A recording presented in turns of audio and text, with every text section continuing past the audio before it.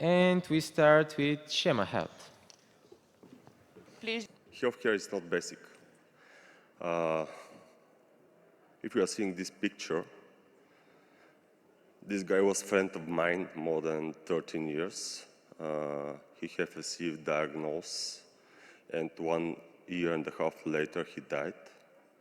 No matter of my knowledge and connections into the healthcare sector. The reason was very simple.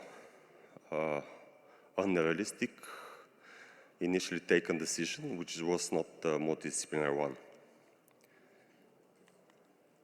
This is the reason actually I'm to be here today and in general to work on what I'm doing on and actually how we could innovate the healthcare sector and the cancer care continuum, make it much more evident to impact for the healthcare professionals and the patients themselves.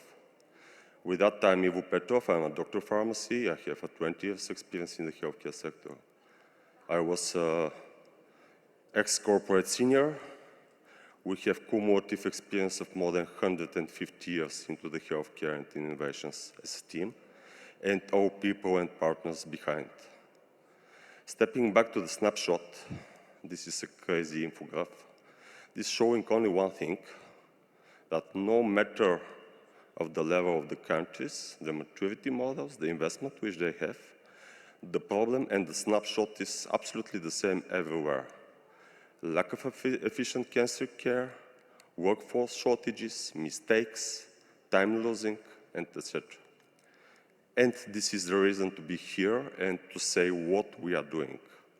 It's a very simple precision oncology patient advice, or on simple is we are creating AI-driven clinical decision support system. Something more, we are creating our own large language model, which is focused on the clinical decision support, not only in the cancer care, which is based on our work with the WHO, the World Health Organization Great Working Group, and creating the grading, recommendation, and evidence approach into the healthcare sector, having it as such. What is at the end? At the end is 95% confidentiality of the clinical decisions by the multidisciplinary tumor boards, and more than 70% saving of their times. This is reflected to the patients. What more and why we are on the top? It's very simple. First, own large language model. We are not using the open large language models.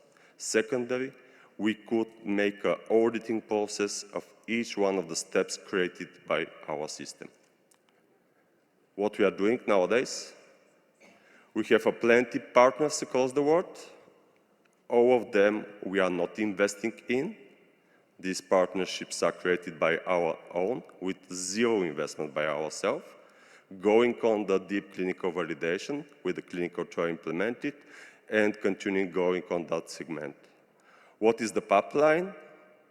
End of this year, ready to launch soft launch system, which is touchable nowadays, and we are operating with that, going through the regulatory process by the middle of next year, and end of the next year, launching in at least 10 comprehensive cancer centers. These are my contacts. I will be happy to answer any questions afterwards via email, LinkedIn, whatever. Thanks.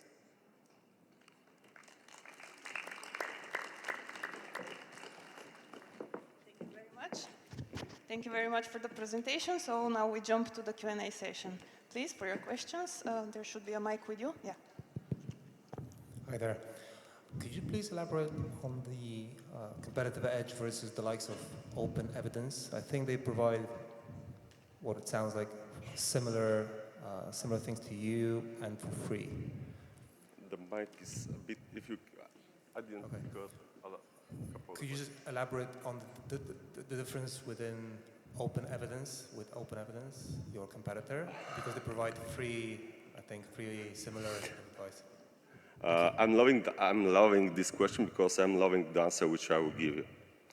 First of all, open evidence is working with the New England Journal of Medicine only. We are creating and we are duplicating the PubMed and the Cochrane libraries, which means that not only New England Journal of Medicine, but all of the other scientific papers across the world. Secondary, open evidence is working with the GPT-4. If you are asking open evidence to turn back the process of the concrete decisions, it will be very hard for them to auditing that one.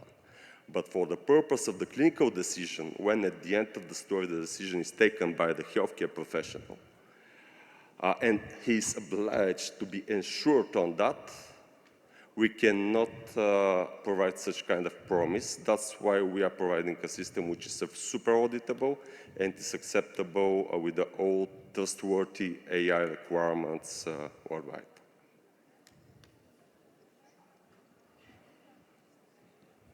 Hope this works, yes. Thank you for the presentation, and well done for focusing on that. And can you elaborate on the nature of the partnerships and any major plans related to that? Partnerships. Now we are partner and we are recognized partner of the Organization of European Cancer Institutes.